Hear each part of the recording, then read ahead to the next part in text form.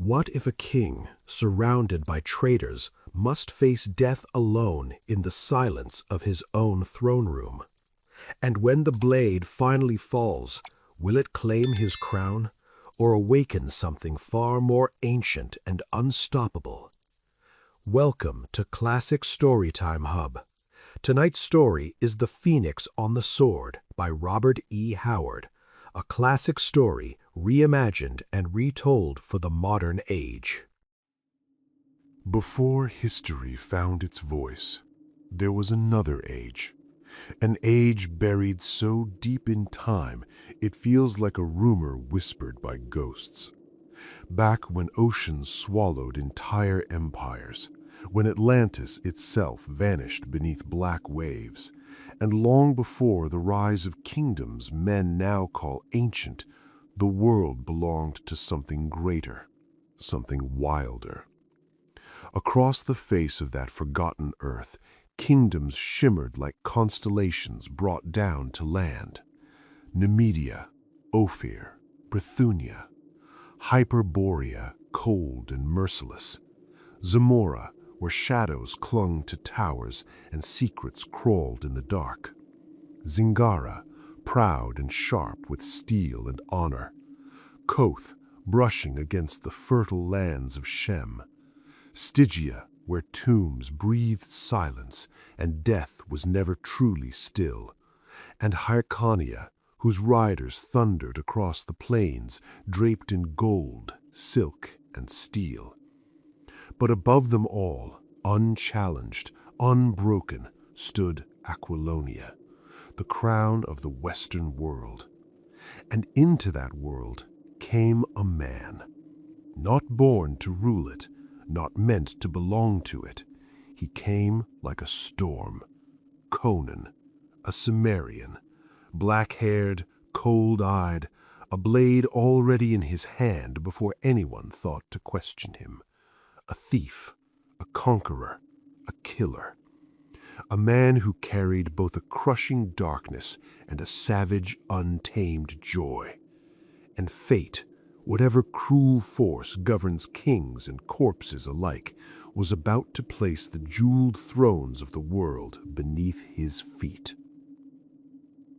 Night still held the city when the first movement began. A thin, unnatural silence draped itself over the towers, over the narrow streets twisting like veins through the sleeping capital.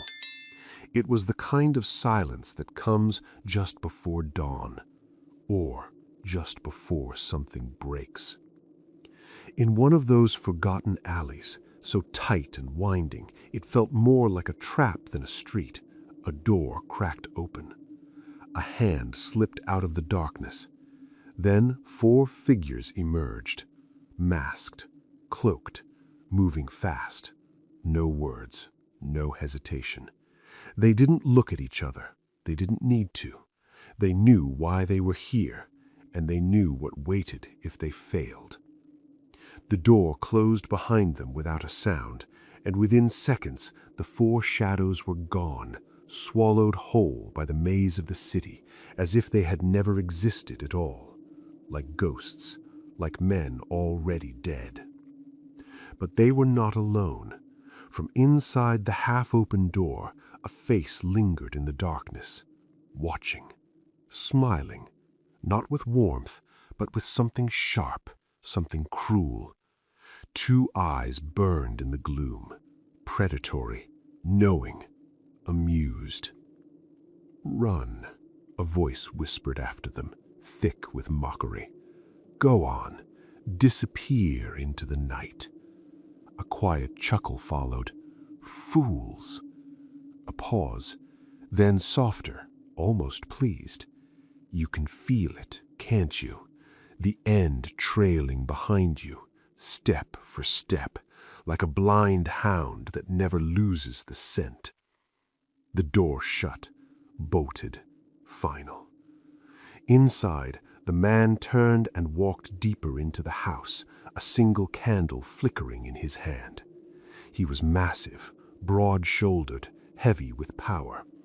His skin, dark and shadowed, marked him unmistakably as Stygian, a man shaped by a land where death was studied, not feared. He moved through the corridor and entered an inner chamber. There, stretched across a silken couch, like a creature that had long forgotten fear, lay another man, tall, lean, draped in worn velvet that hinted at past luxury. He held a golden goblet loosely in one hand, sipping wine as though the world outside didn't exist or simply didn't matter. His eyes, however, they were awake, sharp, calculating. "It's done," said the Stygian, setting the candle down. "Your little pawns are loose in the streets, scurrying like rats." The man on the couch didn't move much, just a faint smile. "Pawns," he echoed, amused. "No, they'd be insulted to hear that." He took another slow sip of wine. "They think I serve them." Now he shifted, just enough for the candlelight to catch his face. "Ascalante. And for months I've let them believe it." His voice was calm, too calm. "Ever since those noble rebels dragged me out of the southern desert, I've lived here, in the heart of everything they hate." A quiet laugh escaped him. "By day, I hide like a criminal in this forgotten house. By night, I move through the veins of the city." He set the goblet aside, leaning forward now, alive, dangerous. And while they plotted, argued, hesitated, his eyes gleamed, I built something real. The Stygian watched silently. Ascalante's voice dropped lower, more intense. "I spread whispers where trust once lived. I planted doubt where loyalty once stood." A beat. "Through them, through others, through men who have never even seen my face." He smiled. "I've infected the entire kingdom." Silence settled between them, heavy, certain. Then, "Shortly," Ascalante said softly, "while a king sits in sunlight, believing himself untouchable," he leaned back again, utterly at ease, "I have already written his fall." A faint pause. Then, almost as an afterthought, "I was a statesman once." His smile returned, cold, "before I became something far more effective." "And these men, these masters of yours," the Stygian asked quietly, "the ones who think they're pulling the strings." Ascalante didn't even hesitate. "They'll keep believing that," he said, almost lazily, "right up until the moment they stop being useful." A faint smirk touched his lips. "Who among them could possibly outthink me?" He raised a hand, counting them off like pieces on a board. "Volmana, the stunted little count of Caraban, clinging to pride he can't afford. Grommel, the towering brute who commands the Black Legion and thinks strength is the same as power. Dion, the bloated baron of Attalus, drowning in his own wealth and greed. And Rinaldo," he paused, amused, "the dreamer, a minstrel with more passion than sense." His eyes hardened. "I forged them into something dangerous, took the steel in each and bound it together." A quiet breath. "But the weakness in them, the softness, the clay," his voice dropped, "that's what I'll use to break them." A moment passed. Then, "But not tonight," he added, almost casually. "Tonight the king dies." The Stygian crossed his arms, his voice low and measured. "The city is already bleeding," he said. "Days ago I watched the Imperial squadrons ride out, marching straight toward the frontier." A faint cruel satisfaction crept into his tone. "Toward the Picts." He tilted his head slightly. "They were eager for battle, too eager. Your chaos is spreading well." Ascalante said nothing. The Stygian continued. I made sure of it. The liquor I smuggled across the borders, it stirred the tribes into madness, made them bold, reckless. A pause. And Dion's gold made it all possible. Ascalante nodded faintly, approving. And the rest of the army? He asked. Gone, the Stygian replied, scattered by design. He stepped closer, voice tightening with precision. Volmana played his part well. Through his noble ties in Nemetia, he convinced Count Numa to summon Count Tricero of Poitain. A faint smile. And of course, such a visit demands ceremony, honor, protection. He spread his hands. An imperial escort, Tricero's own forces, and Prospero himself, Conan's most trusted blade. Silence settled, heavy, calculated. That leaves, Ascalante murmured, almost nothing. The Stygian finished. Only the king's personal guard, a beat, and the Black Legion. Ascalante's eyes flickered with quiet satisfaction. And Grommel, he asked. Handled, said the Stygian. Through him I found a weak link, a reckless officer, hungry, easy to buy. A thin smile. He'll pull his men away from the king's chamber at midnight. The room felt colder now, sharper, everything falling into place. Ascalante leaned forward slightly, his voice lowering into something darker. Then it begins. His words came slowly, clearly. With 16 men, men who don't fear death because they've already sold their souls, we enter the palace. A pause. Through a passage no one remembers. His gaze drifted, as if already seeing it happen. The king won't even hear us coming. Silence. And when it's done, he leaned back again, calm as ever. It won't matter if the people cheer or tremble. A faint smile. Grommel's Black Legion will be enough to hold the city. Another pause. And the crown. The Stygian studied him carefully. And Dion, he asked. He believes the crown will be his. Ascalante laughed softly. Of course he does. There was no kindness in it. The fool clings to a whisper of royal blood, as if that makes him worthy. His eyes darkened. Conan made one mistake when he took the throne. A beat. He let men like Dion live. He shifted again, voice sharpening as he continued. Volmana doesn't want the crown, not really. A dismissive wave. He wants comfort, influence, a return to the old days when his estates meant something. And Grommel, Ascalante's lips curled slightly, Grommel wants power the only way he understands it.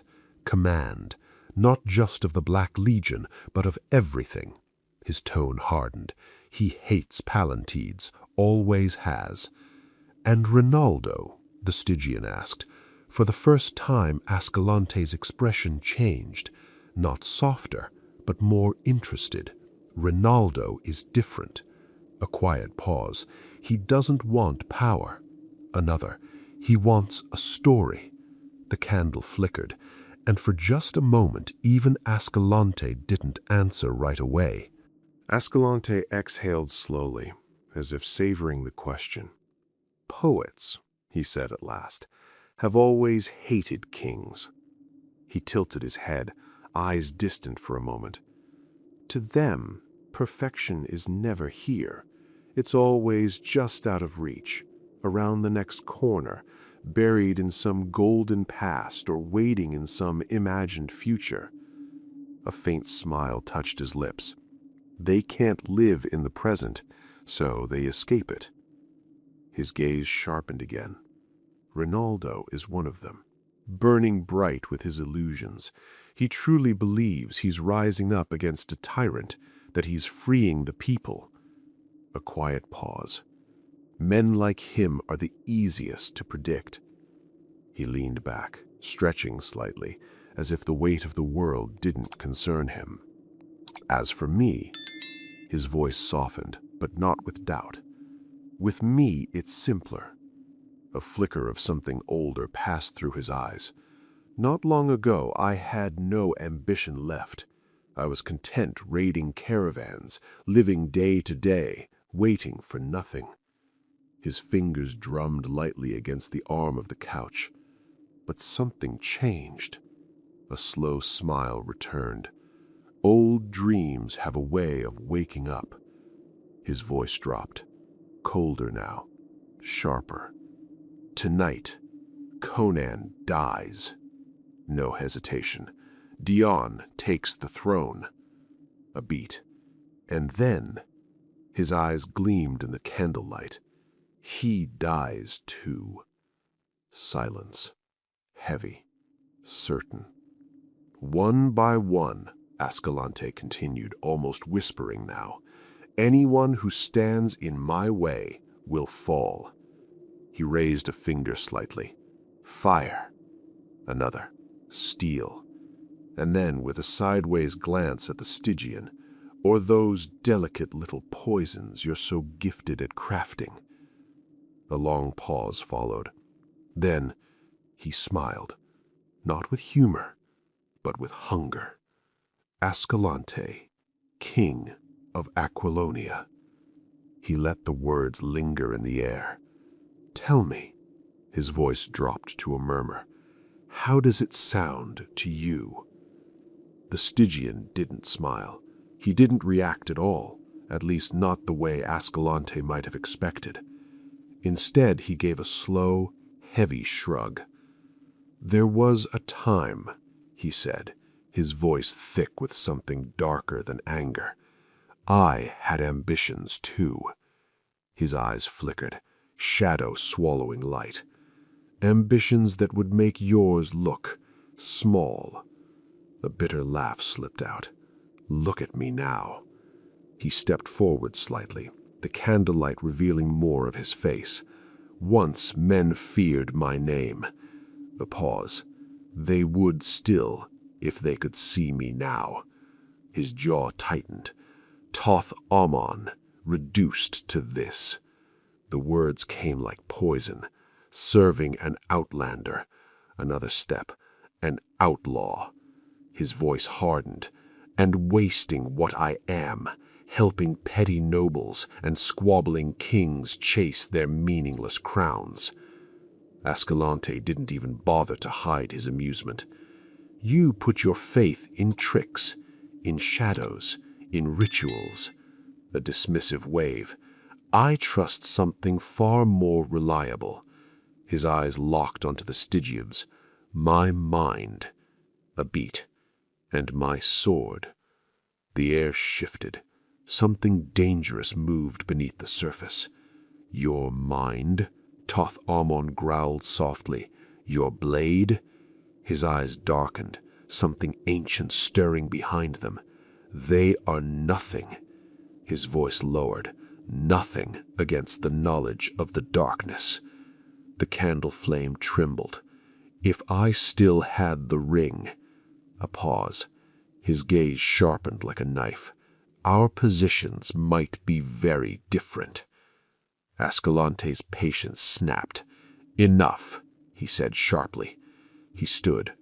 In a flash, faster than expected, his hand struck out, a hard, brutal blow. The crack echoed through the chamber. Thoth-Amon staggered back, blood spilling from his lips as he fought to keep his footing. For a second, the room froze. Then, you're forgetting yourself, Ascalante said coldly. No humor now, no ease, just authority. Careful, he added, voice low and dangerous. You're still my property. His gaze burned into the Stygian, and I know exactly what you are. For a brief instant, something flared in Thoth-Amon's eyes, not just anger, hatred, deep, violent, alive. Don't be so certain, he hissed, voice trembling with restrained fury. One day, somehow, I will find the ring again. His lips curled back slightly, and when I do, the words came like a curse, You will pay." Ascalante stepped closer, unmoved, unimpressed.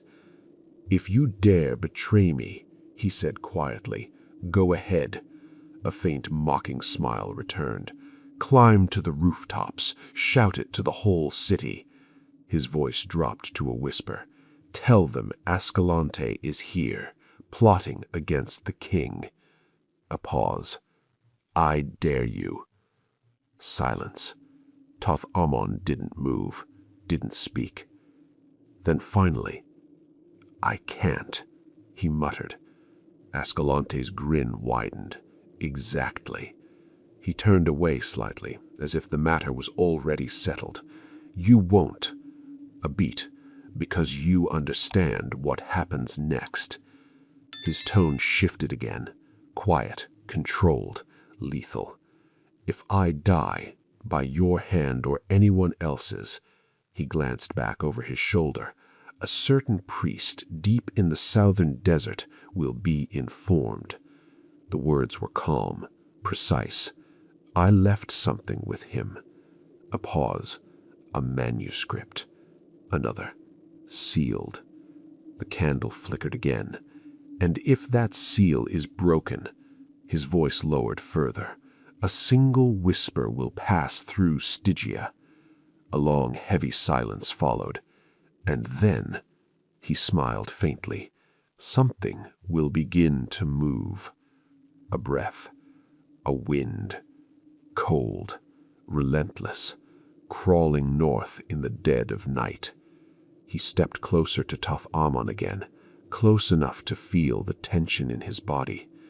"Tell me," Ascalante whispered, almost gently, "where will you run when it finds you?"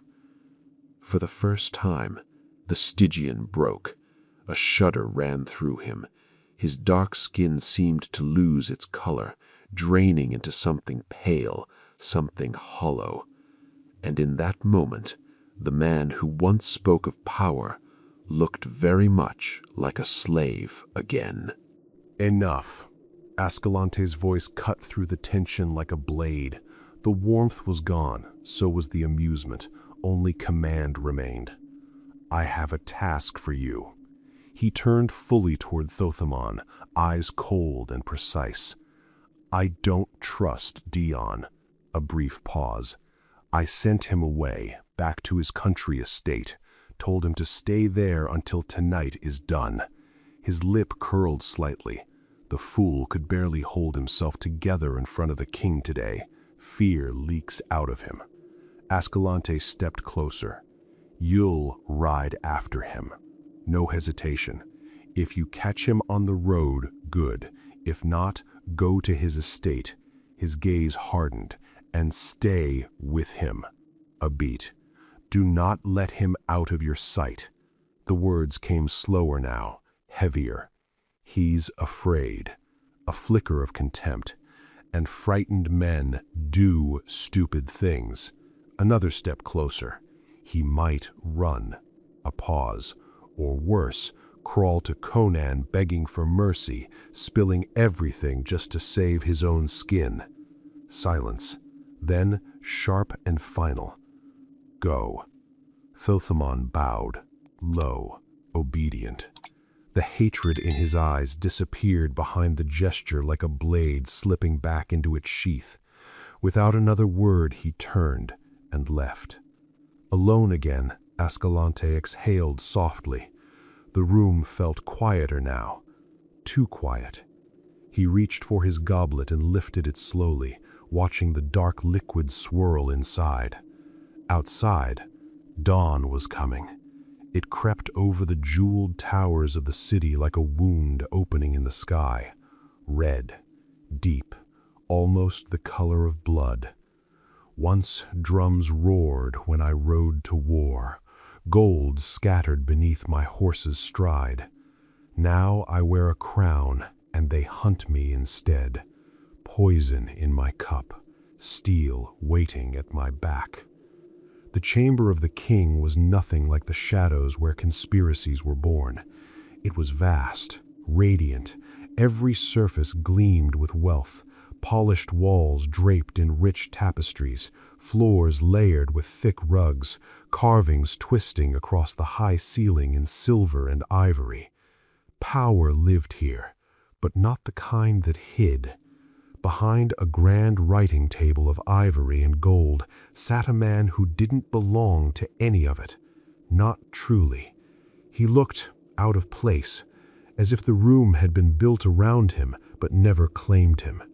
His shoulders were broad, his skin carried the color of sun and wind, not palace walls.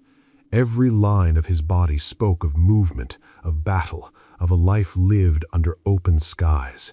This was not a king shaped by courts. This was something else, something harder. Even in stillness, he radiated tension, not nervous, not uncertain, but controlled, like a drawn bow that didn't need to be released to prove it could kill. And when he moved, it was sudden, fluid, effortless, not frantic speed, but the quiet, lethal grace of a hunting animal. His clothes were rich, yes, but simple. No jewels, no ornaments, no crown. Only a band of silver cloth holding back his thick black hair. Nothing about him needed decoration. He set down the golden stylus in his hand, frustration flickering briefly across his face. The waxed parchment before him was filled with uneven lines, written not with ease, but with effort. This was not his battlefield. He leaned back slightly, resting his chin on his fist, and then his eyes shifted, fixing on the man standing nearby. Prospero. The Poitanian was focused on something far more familiar to him, adjusting the laces of his armor with calm precision. He even whistled softly to himself, a strange, almost disrespectful sound in the presence of a king. But here, it felt natural. Prospero, Conan said at last, his voice carrying a weight of irritation more than authority. This endless game of ruling. He exhaled sharply. It wears me down more than all the battles I've ever fought. Prospero didn't even look up. That's because this is the real battle, he replied calmly. A slight smile tugged at the corner of his mouth. You're king now. A pause. You don't get to choose your fights anymore. Conan's eyes narrowed slightly. I'd trade this throne for a saddle in a heartbeat. There was no hesitation in his voice. It's been too long since I felt a horse beneath me, too long since the wind meant more than whispers. He leaned forward, frustration building.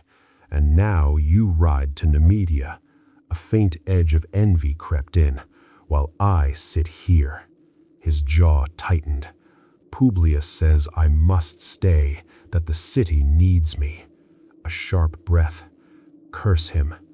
And for a moment, the king of Aquilonia didn't look like a king at all. Just a warrior, trapped behind a crown he never truly wanted. Conan leaned back slightly, his gaze drifting somewhere far beyond the walls of the palace. When I tore down the old dynasty, he began, his voice quieter now, more personal. It didn't feel like this. A faint breath escaped him. It was hard, yes, brutal. Every step forward was paid in blood. He shook his head slowly. But now, when I look back... A pause. It feels like a dream, a long, savage dream. He straightened slightly, his eyes sharpening again. I didn't dream far enough, Prospero. The words came heavier this time. When Numidides lay dead at my feet, when I ripped the crown from his skull and placed it on my own, his jaw tightened. That was the end of my vision. A beat. I prepared myself to take the throne. Another. Not to keep it. He rose suddenly, restless energy coiling through him. In those days, life was simple. His hand clenched slightly, as if remembering the weight of a blade. All I needed was a sharp sword and a clear path to my enemies. He turned, pacing once across the chamber. Now, a bitter edge crept into his voice. There are no straight paths. He looked down at his empty hands. And my sword, a pause, is useless. Prospero watched him quietly. When I overthrew Numidides, Conan continued, they called me the Liberator. His expression darkened. Now, a cold laugh escaped him. They spit when I pass. He turned sharply, anger flashing. They've raised a statue of that swine in Mithras' temple. His voice hardened, and people kneel before it, weeping. A step forward. They call him a saint. Another. And me? His eyes burned. A butcher, a barbarian who murdered a holy king. His hands clenched at his sides. When I fought for Aquilonia as a mercenary, they didn't care where I came from. A bitter smile. I was useful. A pause. But now that I rule them, his voice dropped. They remember I'm a foreigner. And they'll never forget it. He turned away again, his voice growing darker. Men go to that temple, men who should curse his name. His tone sharpened with disbelief. Men he had mutilated, blinded. A beat.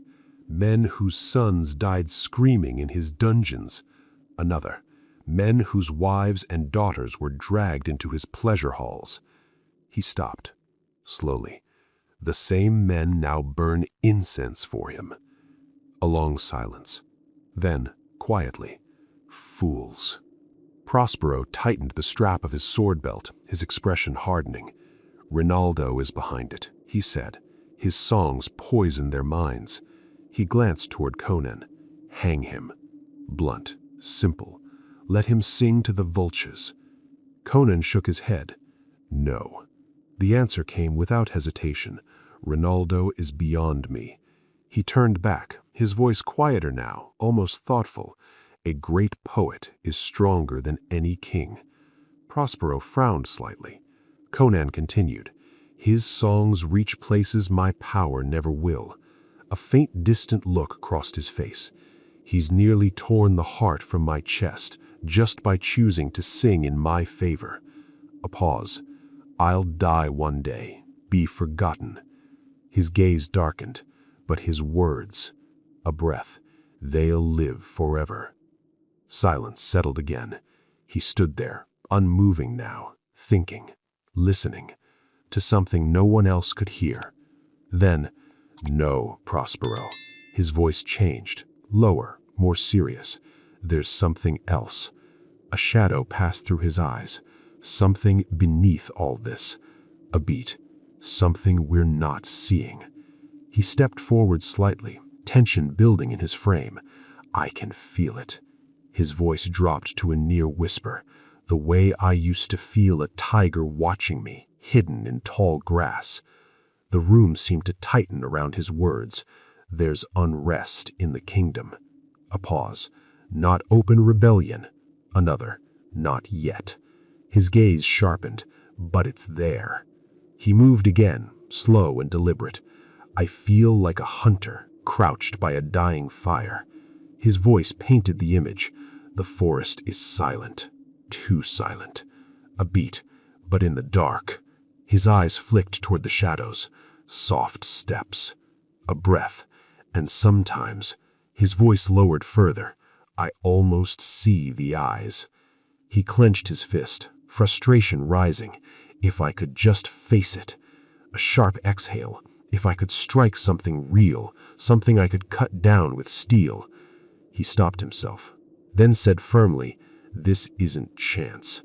His eyes locked onto Prospero. The Picts attacking the frontier again and again. A pause. It's not random. Another. The Bosonians calling for aid, forcing our forces outward. His jaw tightened. I should have ridden with them. Prospero adjusted his surcoat calmly, smoothing the silk over his armor before glancing at his reflection in a polished silver mirror. Publius disagreed. His tone was steady. He believed it was a trap. A brief look toward Conan. A way to draw you out and kill you far from your walls. He shrugged lightly. That's why he insisted you stay." Conan didn't answer. "These doubts," Prospero continued, almost casually, "they come from your instincts." A faint smile. "The part of you that still trusts the wilderness more than men." He fastened the last strap. "Let the people grumble." A dismissive wave. "They always do." He turned, fully composed now. "The mercenaries are loyal." A step forward. "The black dragons stand with you." Another. "And in Poitiers, every rogue worth naming would bleed for you." He paused, then added with quiet confidence, "You're safe." A beat. "The only real danger would be assassination." A faint smirk. "And that's impossible." His gaze shifted to the table, to the waxed parchment. "What are you working on?" he asked. "A map." There was something unexpected in Conan's voice as he said it. Not irritation, not weariness, but pride. He leaned forward slightly, one hand resting on the table, the other tracing faint lines across the waxed surface.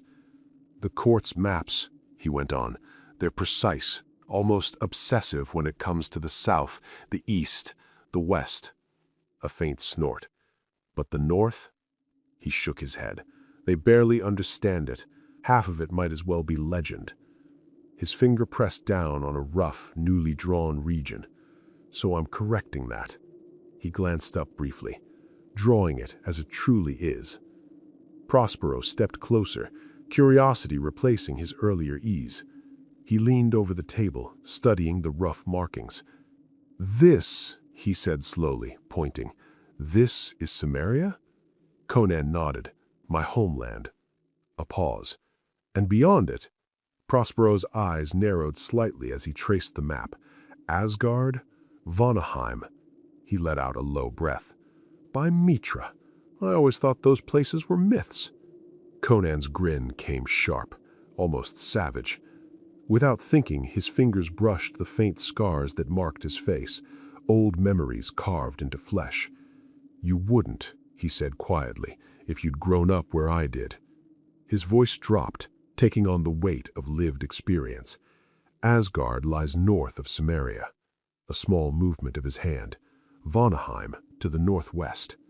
Another. "And between them?" A pause. "War." Prospero straightened slightly, intrigued. "What kind of men live there?" Conan didn't hesitate. "Tall, fair-haired, blue-eyed." His tone was steady, almost respectful.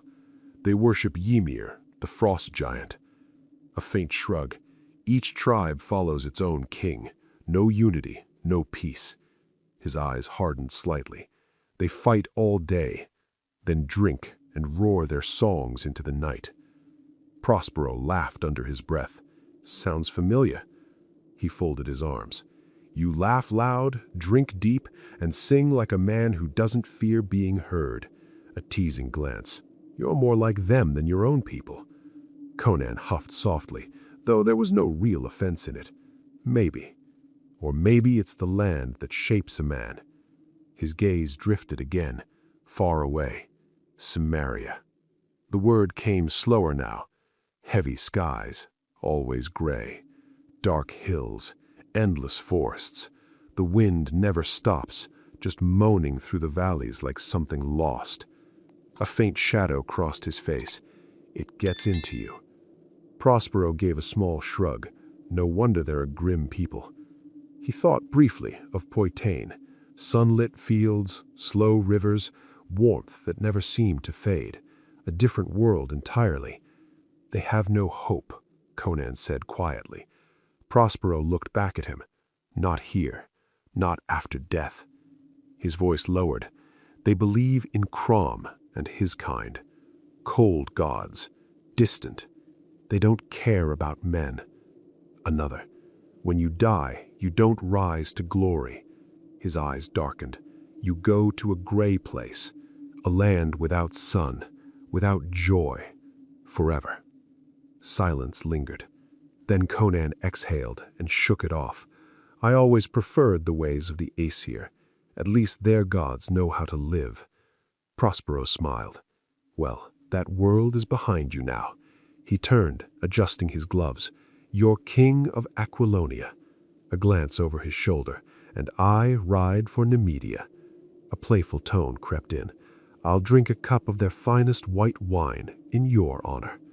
Conan snorted. "Drink it for yourself."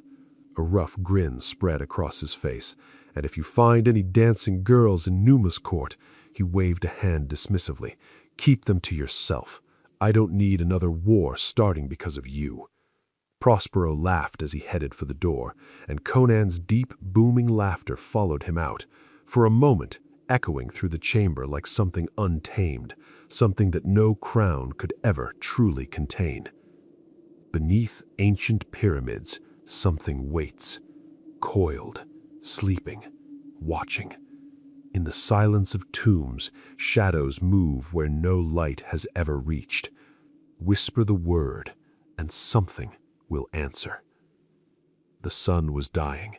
Its last light spilled across the forest, turning green into gold, blue into something distant and fading.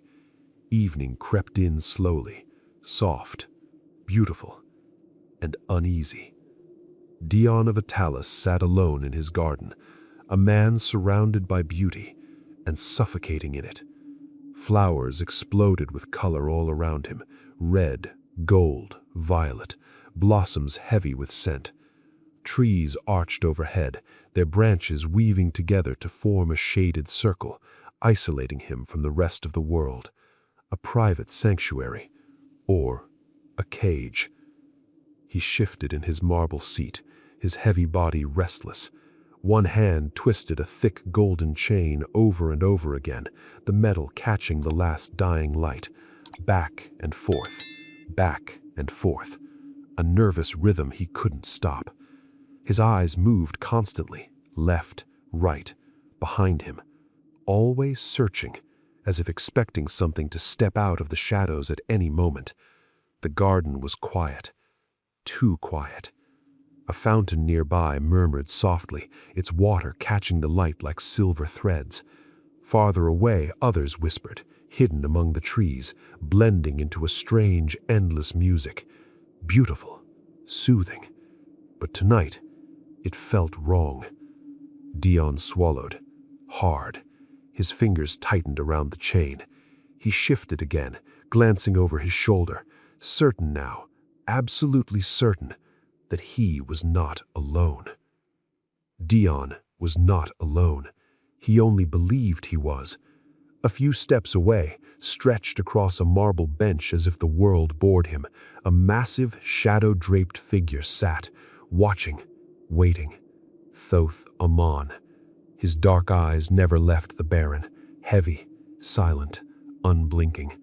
But to Dion, Thoth was nothing more than a servant, a tool belonging to another man, and like so many who lived surrounded by wealth and comfort, he had long forgotten how dangerous, insignificant people could be. "You don't need to tremble like this," Thoth-Amon said at last, his voice low, controlled.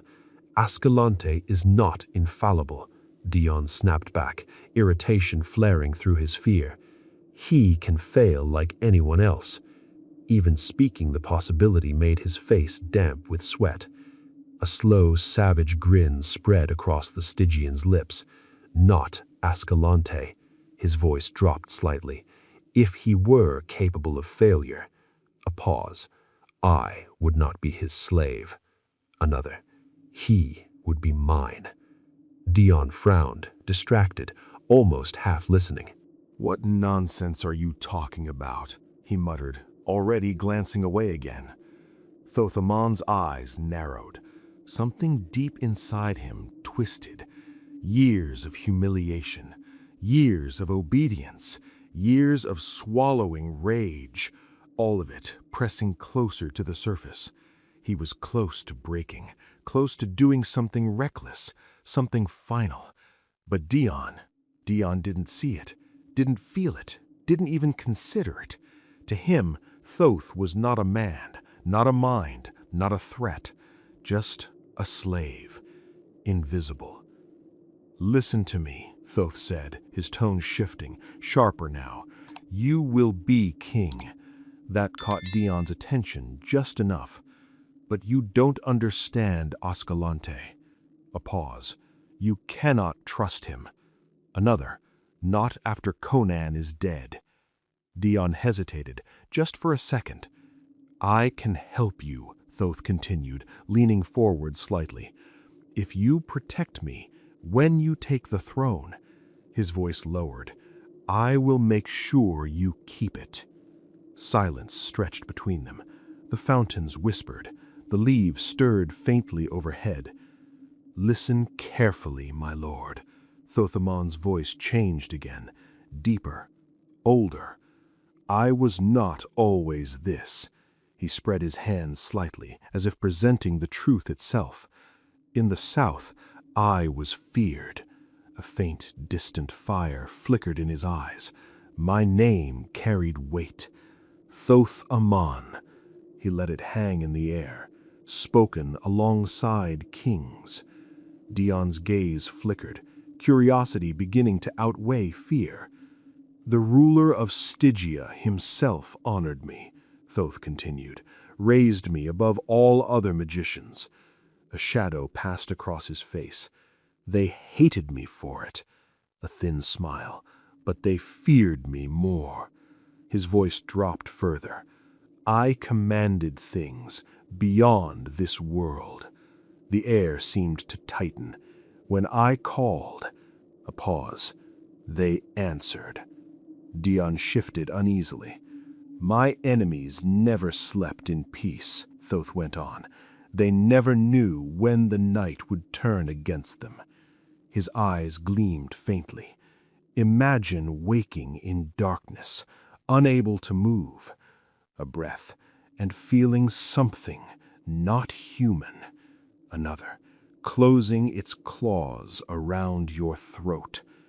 The garden suddenly didn't feel so safe anymore. "All of that power," Thoth said slowly, "came from one thing." A pause. "The serpent ring of Set." His voice almost reverent now. "I found it deep beneath the earth, buried in a tomb so ancient it was forgotten before the first man crawled out of the sea." Dion swallowed. "And then," Thoth's voice hardened, "it was stolen." Just like that. Gone. A beat. "And with it, everything I was."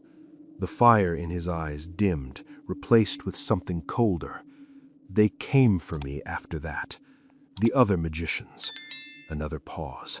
"They wanted me dead." "I ran." The word came flat, stripped of pride. "I disguised myself, became nothing. A camel driver lost in a caravan across Koth." A faint, bitter smile. "I thought I had escaped." His eyes lifted again, dark, sharp. "Then Ascalante found me." The memory lingered, heavy, violent. "His raiders slaughtered everyone." A pause.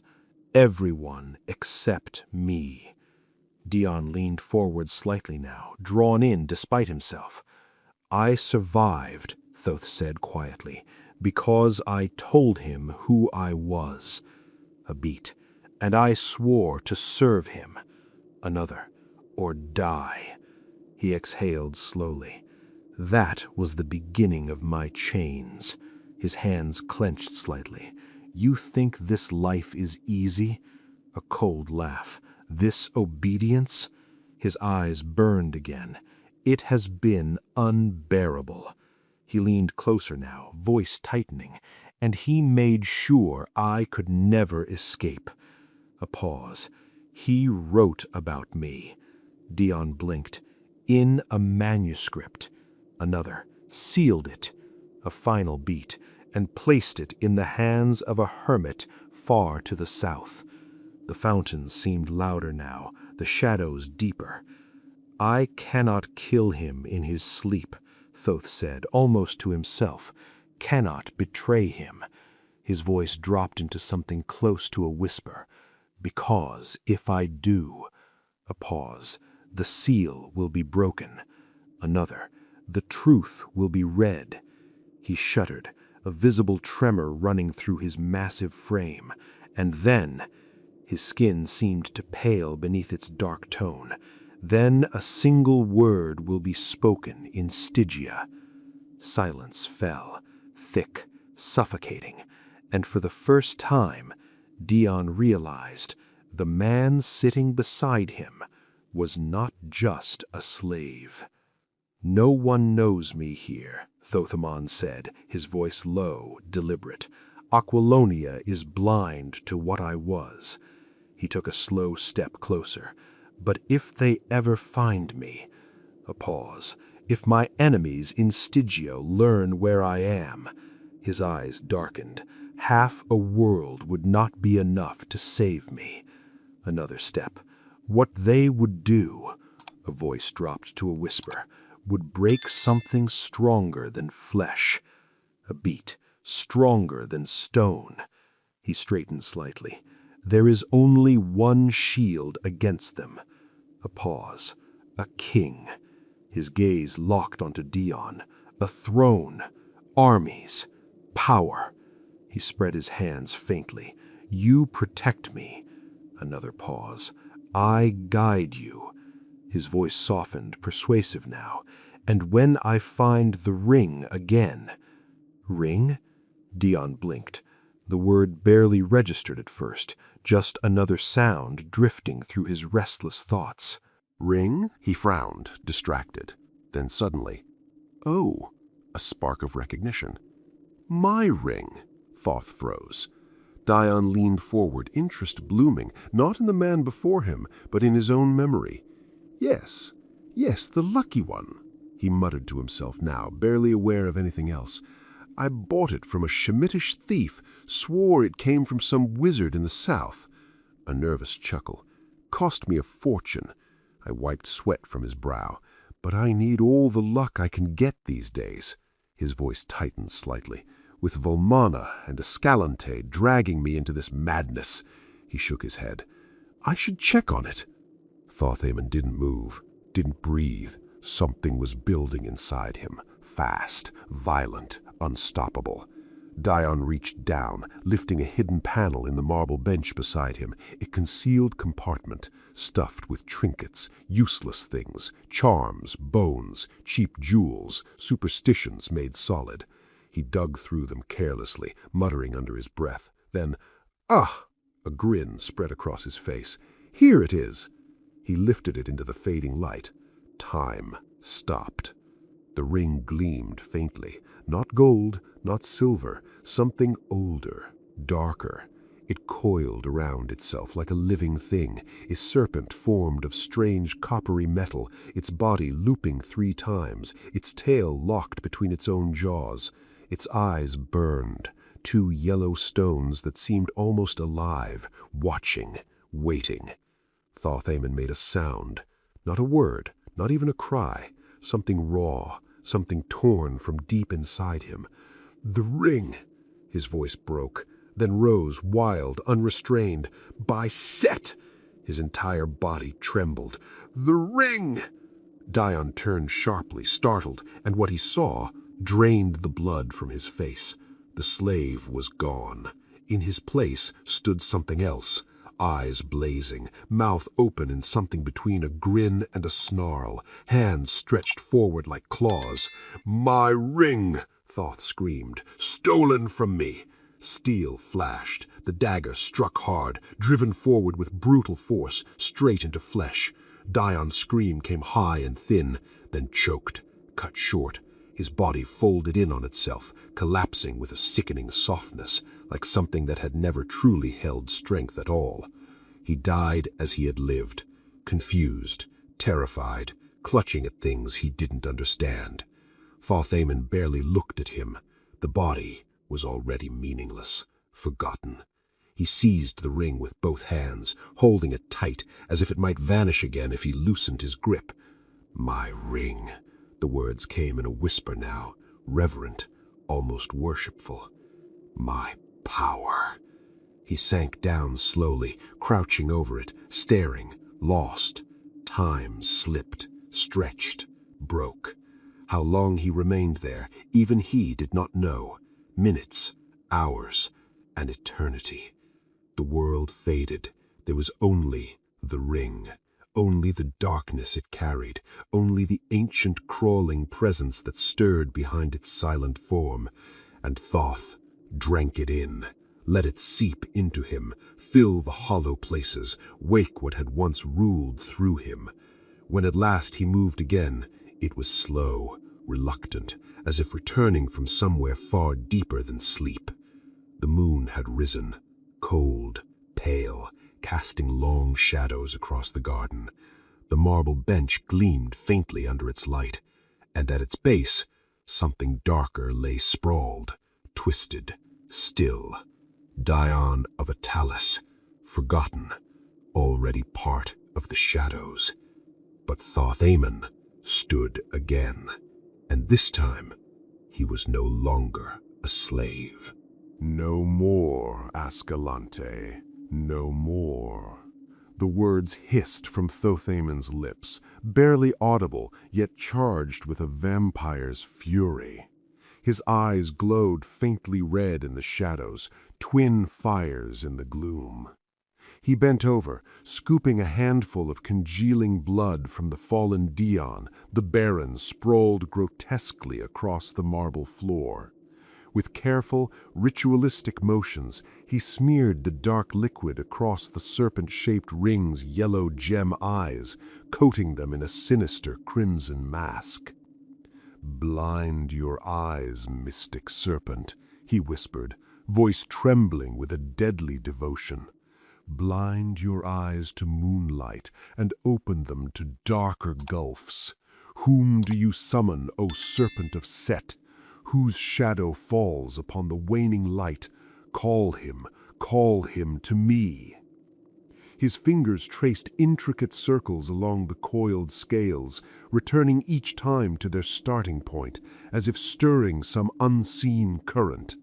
His voice sank lower, chanting names older than memory, invocations spoken only in the tombed hinterlands of Stygia, where monstrous things stalk the dusk. Then the air shifted. A swirl like water disturbed by something rising from below wrapped around him. A cold, nameless wind whispered against his back, but he did not turn. His gaze remained fixed on the moonlit marble where a shadow began to take form.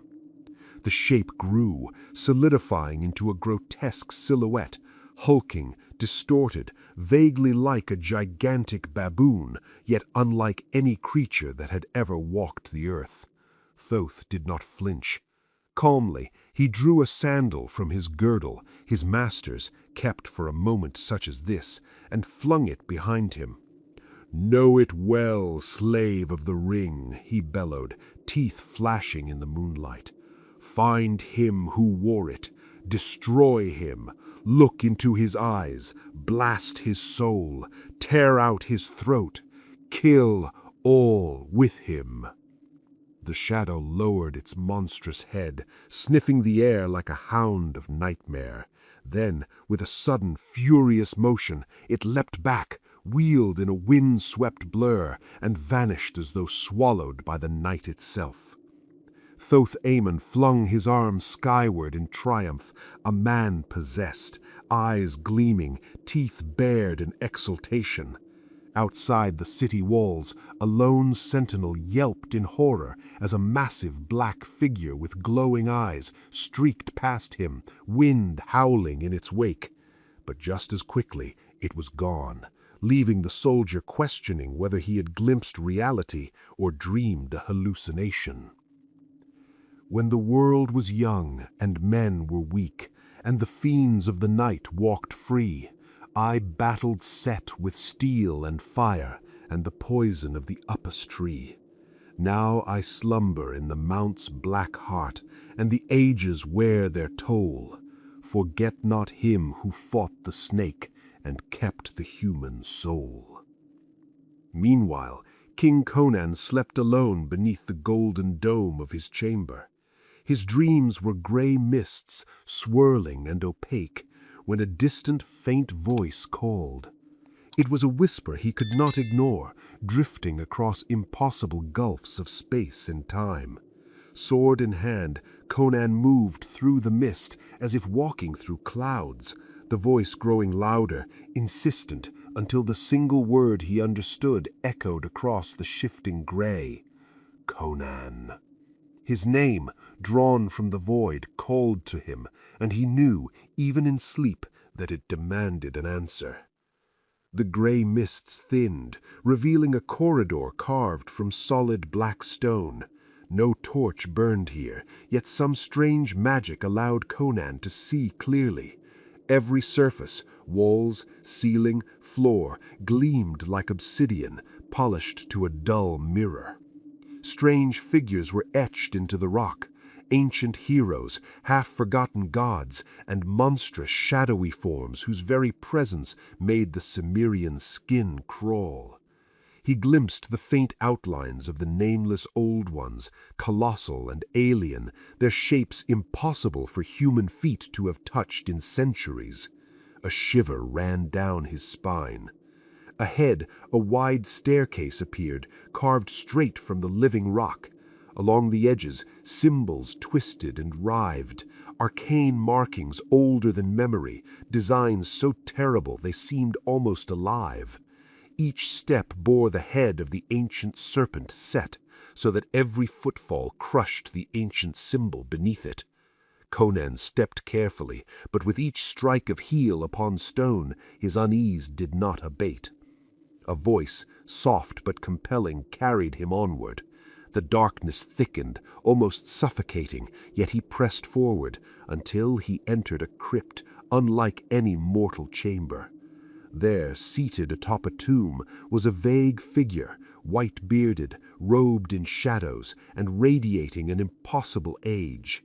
Conan's hand went to his sword, instinctive and swift, but the figure spoke in tones deep and sepulchral, and his weapon remained lowered. "O man, do you know me?" the figure intoned. "Not I, by Crom," Conan growled, uneasy but curious. "I am Epemitreus, the sage." "Epemitreus the sage, dead these 1,500 years," Conan stammered, disbelief sharpening every word. "Listen," the ancient's tone brooked no argument. "As a pebble thrown into a dark lake sends ripples to distant shores, so too have events in the unseen world shaken me from slumber. Conan of Cimmeria, mighty deeds mark your path, but dark fates have been unleashed, fates against which mere steel will not avail you." "I do not understand," Conan said, eyes narrowing. "Show me my enemy, and I will cleave his skull to the teeth." The sage shook his head, grave. "Your fury must be spent elsewhere, barbarian. Not men threaten you. There are worlds beyond this one, barely glimpsed by mortal minds.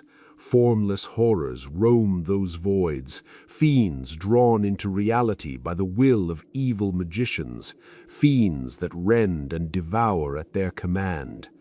There is a serpent in your house, Conan, a dark adder slithering from Stygia. He is drunk on terrible knowledge, and each blow he strikes may topple your kingdom. I have called you here to prepare you, to arm you with the insight and power you will need against him and the hellhounds he commands." Conan's brow furrowed. "Why me?" he asked, bewildered. "Men say you dwell in the black heart of Golamira, sending your ghost on unseen wings to aid Aquilonia in times of need. Yet I am an outlander, a barbarian. Why summon me?" The sage's eyes glittered with a timeless fire. "Because you are more than mortal strength. You are the storm that walks upon the earth, and storms are needed where shadows breed." "Peace," the voice rolled through the shattered expanse like the echo of ancient stone, low and commanding. Conan stiffened. The ghostly tones seemed to seep into the very walls of the cavern, vibrating along the obsidian floor. Your destiny is bound to Aquilonia, the voice continued, resonant and unyielding. Mighty events are forming in the web and womb of fate, and no blood-mad sorcerer shall halt the march of imperial destiny. Long ago, Set coiled around the world like a predator about its prey. All my life, longer than 3 common men could know, I fought him. I drove him into shadowed southern lands, yet in dark Stygia his worshippers endure. I fight Set, and I fight his disciples. Hold your sword, Conan. Obedient but wary, Conan lifted his blade. The ancient figure traced a bony finger along the steel near the heavy silver guard. A strange symbol glowed like white fire, illuminating the shadows. Then, crypt, tomb, and sage vanished in a heartbeat, leaving Conan startled and trembling. He sprang from his couch in the golden-domed chamber, gripping his sword as if it had been placed in his hands by fate itself. His dark hair bristled at the nape of his neck. Etched into the broad blade was a symbol, a phoenix, its wings spread, carved with precision and power. He remembered seeing a similar figure in the crypt, carved in stone. Had it been only stone? Now the memory and the symbol on his blade stirred a chill through him. A subtle noise from the corridor snapped him fully awake. Without hesitation, Conan began donning his armor, every motion instinctive, every muscle attuned. The king faded, and the barbarian returned, alert, wary, gray-eyed and tense, like a wolf sensing danger at the edge of its lair. What do I know of cultured ways, the guilt, the craft, and the lie? I, born in naked lands and bred beneath open sky. The subtle tongue, the sophist guile, they fail when broadswords sing. Rush in and die, dogs. I was a man before I was a king. The Road of Kings. Through the palace's shrouded corridors, 20 shadowed figures crept like smoke. Their bare feet or soft leather soles made no sound on marble or carpet. Torches flared in wall niches, glinting across dagger blades, curved swords, and axes sharpened to a deadly edge. "Easy," hissed Ascalante, voice sharp with urgency. "Hold your cursed breaths. The night guard has removed most sentries and drugged the rest, but we remain cautious. Back, here come the patrol." The conspirators melted behind a cluster of carved pillars. Soon, 10 massive guards in black armor moved by in precise formation. Doubt flickered across their faces, but they followed the lead of their young officer, pale and nervous, hand trembling as he wiped sweat from his brow. Loyalty wrestled with fear in his chest. This betrayal of a king did not come easily. Debt, ambition, and political scheming had made him a pawn, and now the heavy burden of treachery pressed down with each step.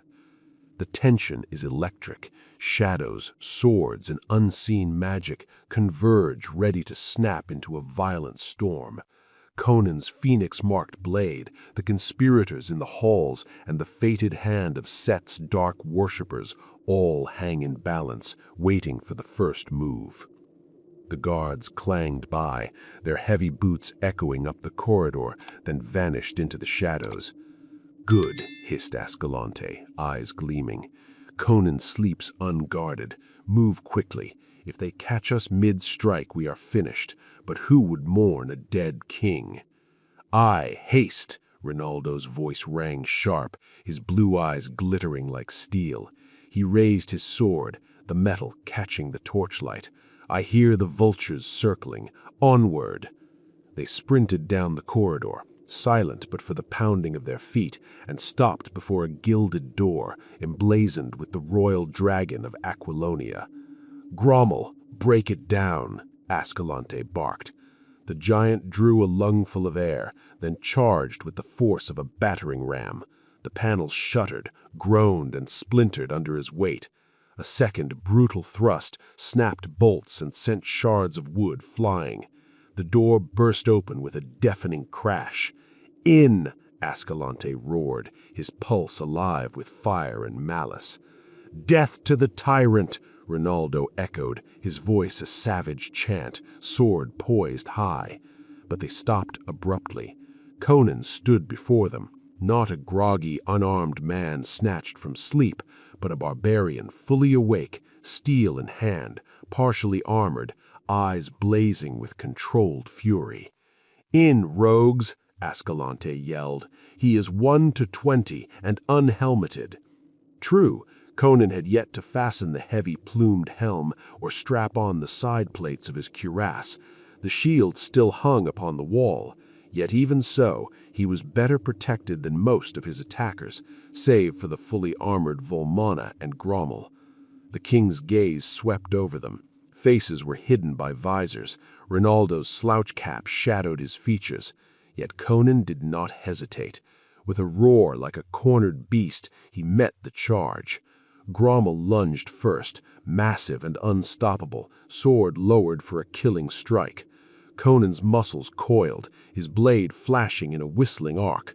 The impact of steel on helmet rang like thunder. Grommel crumpled, helmet shattered, lifeless. Conan staggered back, still gripping his blade, eyes wide of shock at the carnage before him. But the killers did not pause. A dagger sliced towards his ribs, a sword swung in deadly arcs. Conan parried one, smashed the dagger aside with his arm-fore, and then brought the shattered hilt down like a war club. It caught a swordsman's temple, and the man slumped, his face spattered with blood. Every movement was instinct, every strike born of countless battles. The room had become a storm of flashing steel, splintered wood, and crimson sparks. Conan's tiger-like focus was absolute. One barbarian against many, yet he met them all with the ferocity of a king and the cunning of a warrior who had faced death countless times. "Watch the door, 5 of you," Ascalante barked, dancing at the edge of the whirling storm of steel. He feared Conan might break through the circle and vanish. With a swift motion, he shoved several of his rogues toward the single door, buying a precious moment. Conan seized the chance. He leapt to the wall and tore down an ancient battle-axe, untouched by time, that had hung there for half a century. With his back to the wall, he faced the encircling ring of assassins. Then, with a savage roar, he leapt into the heart of them. He was no defensive fighter. Even against impossible odds, Conan brought the fight to his enemies. Survival was unlikely, but destruction for all around him, that he could guarantee. His barbaric soul blazed, and in his ears he heard the chants of long-dead heroes rising to spur him on. The axe came down, severing a shoulder with a single terrible stroke. He spun, swinging in a backhand arc that crushed another skull. Swords screamed past him, inches from flesh, yet death could not claim him. He moved like a blur, a tiger among baboons, leaping, twisting, spinning, each motion a challenge, each strike a promise of ruin. For a brief, breathless instant, the assassins pressed him fiercely, raining blows from every angle. Then they staggered back. 2 bodies lay on the marble floor, silent testimony to the fury of a king, though Conan himself was bleeding from cuts on his arm, neck, and legs. "Knaves!" Rinaldo bellowed, tearing off his feathered cap, eyes wild. "Do ye shrink from the fight? Shall the despot live? Forward, cowards!" He lunged, hacking blindly, but Conan met him with a short, devastating chop, shattering the sword in his hands. With a powerful push of his open hand, Rinaldo flew backward to the floor. Ascalante lunged at Conan's left arm with a dagger. The king barely parried, twisting aside from the deadly swing of the axe. The circle of wolves surged again. Conan's axe sang, crushing, hacking, cleaving. A hairy rogue stooped low, aiming for Conan's legs. Wrestling for a heartbeat, he glimpsed the falling axe too late. In that instant, another attacker heaved a broadsword, cutting through Conan's left shoulder plate, wounding the flesh beneath. Blood poured into the king's cuirass, but still he fought. Volmana charged, his blade slicing toward Conan's unprotected head. The king ducked just in time. The sword shaved a lock of black hair as it whistled past. Conan pivoted on his heel, swung the axe with crushing force. Steel met steel and flesh, and Volmana's body crumbled. His left side caved inward, and he lay motionless on the floor. The room was a storm of steel, sweat, and blood, yet Conan, battered, bleeding, and unbowed, stood at the eye of that storm, the barbarian king, a whirlwind of rage and fury, unstoppable and terrible. "Volmana!" Conan gasped, chest heaving, blood slicking his fingers. "I'll know that dwarf in hell." He straightened, bracing for the next maddened charge. Rinaldo, wild-eyed and unarmored, hurled himself headlong, dagger poised to strike. Conan leapt back, raising his axe, his muscles coiled like steel springs. "Rinaldo!" Conan's voice rang with desperate authority. "Back! I would not slay you!" But the mad minstrel had gone beyond reason. "Die, tyrant!" he screamed, diving for the king with frantic force. Conan delayed, hesitated out of reluctant mercy until the steel bit into his side. Pain ignited him like fire, and in a frenzy of blind desperation he struck. Rinaldo fell, skull shattered, a spray of blood marking the polished floor. Conan reeled, clutching his side as crimson coursed between his fingers. "In! Kill him now!" Ascalante roared, pressing the attack. Conan braced himself against the wall, lifting his axe in a stance carved by instinct and steel. Legs spread, head thrust forward, one hand gripping the wall, the other the mighty weapon. Corded muscles gleamed like iron ridges beneath the mist of blood. His features were frozen in a death snarl of pure fury, eyes blazing through the haze of pain. Even the hardened criminals faltered. Civilized men they might have been once, but before the barbarian king they were mere men, not killers, but prey. They shrank. Conan sensed their uncertainty, and a mirthless, ferocious grin twisted his bloodied lips. "Who dies first?" he mumbled, teeth clenched, voice low and deadly. Ascalante lunged like a wolf, leaping with impossible quickness. Conan's axe hissed past him, narrowly missing, and the outlaw twisted, rolling clear. Conan recovered, yanking the axe from the polished floor, and it crashed down again. Crimson arcs painted the floor as another attacker was hurled back by the unstoppable force. Then came the scream. A black, misshapen shadow tore across the corridor wall. The rogues at the door howled, a sound that curdled blood. All but Ascalante spun, caught in a frenzy, and the mob surged through the corridor, screaming, blaspheming, scattering like leaves before a storm. Ascalante did not glance at the chaos behind him. His eyes burned with focus, locked on the wounded king. Yet even in the madness of the night, the sheer terror in his men's flight puzzled him. Conan did not look either. Every muscle, every instinct was trained on the outlaw with the burning eyes of a cornered wolf. In that living storm of pain, fury, and blood, only one truth existed. The barbarian would not yield, and death followed wherever his axe fell. "All seems to be lost, particularly honor," Ascalante murmured, the words unfinished as he lunged at Conan, sword leveled. The Cimmerian, battered and bleeding, wiped the crimson from his eyes with his axe arm, scarcely aware of the attack. Then came the impossible. A rush of air, a crushing weight, and Ascalante was hurled to the floor, a scream of terror torn from his throat. Terrible talons sank into him, raking flesh and armor alike. Writhing, he twisted his head and froze. Before him crouched a black horror born of no sane world, a shape that might have walked only the nightmares of the dead.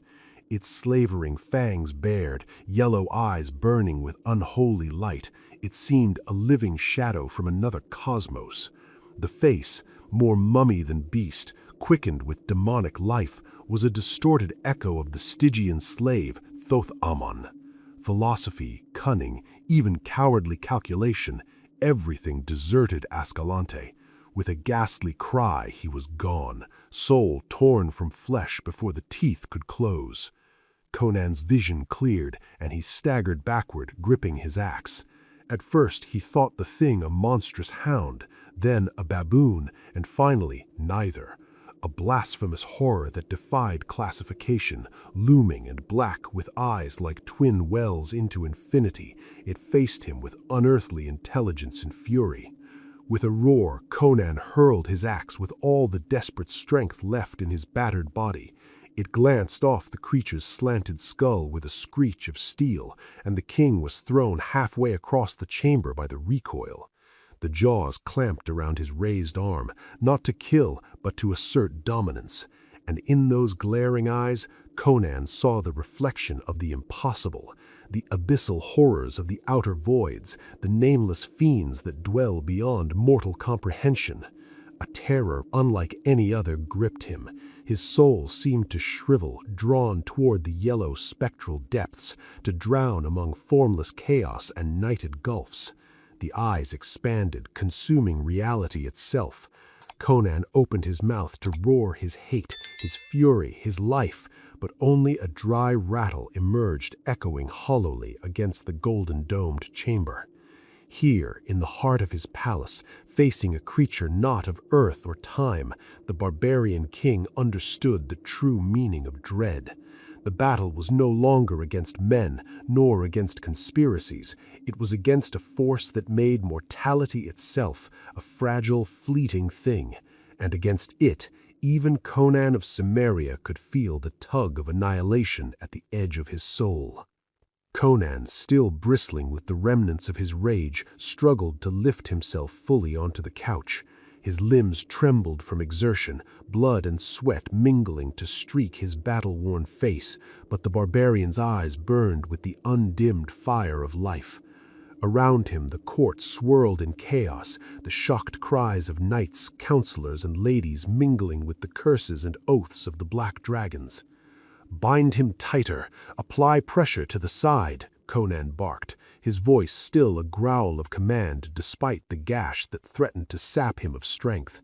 He leaned back, clutching the bloodied cloth pressed to his wound, and the court doctors, frightened, fumbling yet obedient, bent to obey, their hands trembling as they followed the king's instructions.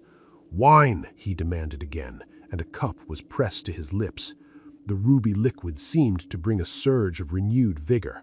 His throat rasped, but his mind cleared. The barbarian that had felled armies, faced assassins, and contended with monstrosities beyond mortal reckoning, he was not yet spent. Palantides, commander of the Black Dragons, still standing near the toppled figure of Ascalante, peered down at the outlaw's lifeless body and spit. "By Crom, the desert rat has come to no good end," he muttered, shaking his head at the horror of the night's events. He looked to Conan, awe mixing with relief. "Sire, you are yet with us."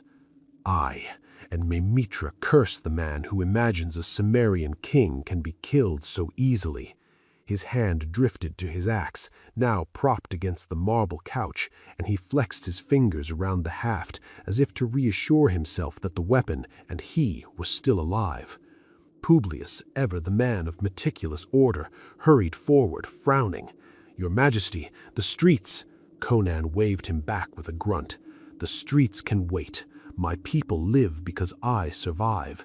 The black-hearted fool who dreamed of my death lies cold as a stone. All else is trifling." Yet even as he spoke, a shadow of unease passed over his features. Though Ascalante and his conspirators were vanquished, the taste of the unnatural lingered in Conan's mind. The monstrous black thing, its yellow eyes, the nightmare that had crouched above Ascalante. He had fought men and beasts, but forces beyond the reckoning of any mortal had brushed against him tonight, and he felt the tremor of their dark power. "Have the doors sealed. Until I have words with my council, let the black dragons patrol the corridors, and send messengers to Aquilonia's provinces. We have enemies in every shadow, and some are not of flesh and blood." The court moved swiftly at his order, the memory of the night's terror spurring obedience. Yet Conan sat, slowly regaining strength, his black eyes dark as the abyss, staring into the shadows of the golden-domed chamber. He had survived, not merely the blade and dagger, nor the treachery of men, but something more, something alien and terrible. And in the chill of his mind, a single thought echoed above all else. Let the world know the Cimmerian king does not yield, not to men, not to monsters, not even to the void itself. The golden light of dawn had yet to touch the city, but Conan of Aquilonia already felt the weight of the coming days, knowing that this night, this battle with both mortal and unearthly enemies, was but the first in a long reckoning yet to come. A hush fell over the chamber. Every eye in the royal hall was fastened on Conan, half in awe, half in terror. Even the high priest drew back, feeling the raw vitality and force in the barbarian. The same force that could bend men and beasts alike to his will, yet now seemed to brush the very edges of the supernatural. "By Mitra and Crom," the high priest murmured, his voice trembling, "if your words are true, then this night has seen the deeds of men and gods intertwined. The sage himself, he who has slumbered through centuries, touched you and granted a weapon to strike at the things that walk outside the ken of mortal eyes." Conan, still gripping the broken haft of his axe in one hand, let the other fall to his side. His black hair clung wet to his forehead, blood from his side seeping through the cloth bandages. His chest heaved with exertion, yet his gaze was as steady as steel. "If Epemitreus did aid me," he said slowly, "then I know what I must do. Stygia breeds sorcery and shadows that would blot out the light of the sun, yet I will not bow to them. No man nor fiend shall set foot upon Aquilonia and not pay with blood." The murmurs among the courtiers grew louder, a mixture of incredulity, fear, and admiration. Even Publius, whose practical mind struggled to comprehend the things the king described, nodded grimly. "And the black dragons?" asked one of the nobles. "The traitors who sought your death?" Conan's dark eyes flashed. "They lie scattered in the halls and corridors. Some live only to tell of their shame, and the rest will find their ends before the week is done. Let the city tremble at the name of Conan of Cimmeria, for he is the wall that guards Aquilonia." He rose fully, swaying slightly, but with the raw force of his presence still unmistakable. "Prepare the city for vigilance. Let messengers ride to every lord and garrison. Send word to the Mitran priests that I will need their counsel and their power if these dark arts of Stygia stir again." The high priest bowed deeply. "Your will is as the law of the land, mighty king, and if your sword bears the mark of the sage, then the shadow of the unseen shall find no foothold while you stand." Conan's voice dropped to a growl, low and barbaric. "Let them come, Stygian sorcerers, black-hearted fiends, and all who would trample the free soil of Aquilonia. I will meet them on the field of battle or in the halls of their own dark tombs. I am Conan, and they shall know the wrath of a barbarian king." A ripple of awe and fear passed through the assembly. The Cimmerian king, bloodied and battered, yet unbroken, had faced the impossible and lived. But in the deepest recesses of his mind, Conan knew this night was only the beginning. Somewhere in the shadowed south, Set's dark acolytes plotted still, and Stygia's deserts hid horrors yet unseen. And the serpent ring, the stolen, terrible ring of Thoth-Amon, loomed like a poisoned star on the horizon of his destiny. For now, Aquilonia had its king, but the world beyond its walls waited, dark, vast, and merciless. A hush gripped the chamber, thick as the night itself. Even the bravest knights and courtiers shrank back, pale as specters, unable to tear their eyes from the terrible imprint on the marble floor. The stain seemed alive, as if it pulsed faintly with the echo of the creature's unnatural life, a dark, crawling thing trapped between the worlds of the living and the void beyond. Conan stood over it, grim and unshaken, though his chest heaved and his wounds still bled. His black eyes swept the crowd with a feral calm, as if daring any man to speak before him. "See now what walks the hidden paths," he said, his voice low but cutting through the murmurs. "This is no beast of flesh and blood, but a spawn of sorcery and shadow, sent by men who would call on powers older than man or king." The high priest, still kneeling, drew himself up with trembling reverence, his hands pressed together. "By Mitra and the immortal sage, if this mark speaks truly, then the hand of Epemitreus has guided your blade, and through you the unseen evil has been struck down." His voice quavered, yet carried a weight that stilled even the whispers of the courtiers. Conan let the broken haft of his sword fall, red-stained and terrible in the candlelight. "Strike one like this, and you see how the gods themselves mark the victory. And yet," he gestured to the stain on the floor, "though I slew it, it leaves a shadow upon the world, a warning that the darkness does not die so easily. Stygia whispers in the night, and Thoth-Amon's ring lies yet in some hidden vault, waiting for its master to claim it." A ripple of awe and fear passed through the chamber. Even the most hardened warriors of the Black Dragons looked on in silent fear, and several of the ladies drew the hems of their robes close to their mouths, as if to stifle a scream. The high priest rose slowly, placing a hand on Conan's shoulder, and spoke in a voice heavy with awe. "Mighty king, tonight you have walked paths no mortal ought to tread. You have faced horrors beyond human reckoning, and yet you stand alive, touched by the hand of the immortal sage himself. Guard well your city and your soul, for the enemies of Aquilonia are many, and the dark powers of Stygia are cunning beyond measure." Conan's eyes, blazing with both fury and understanding, swept the chamber once more. "Let them come," he said, his voice deep and uncompromising. "Let them come from the deserts of Stygia, from the shadows of tombs long forgotten, from wherever their evil skulks. Aquilonia has its king, and I will see to it that no sorcerer nor shadowed fiend walks these halls unchallenged." The court remained silent, each man and woman feeling the weight of the night's terrors and the strange savage power of their barbarian king. Outside, the city lay in uneasy quiet, unaware that forces older than the mountains themselves had stirred, and Conan's destiny had only just begun to intersect with the dark and terrible legacies of the world. And thus the story ended. If you liked this journey into the worlds of classic literature, do not forget to support us by subscribing so we can tell you more. And hey, if there's a classic tale you'd love to hear told in this suspenseful style, drop its name in the comments below.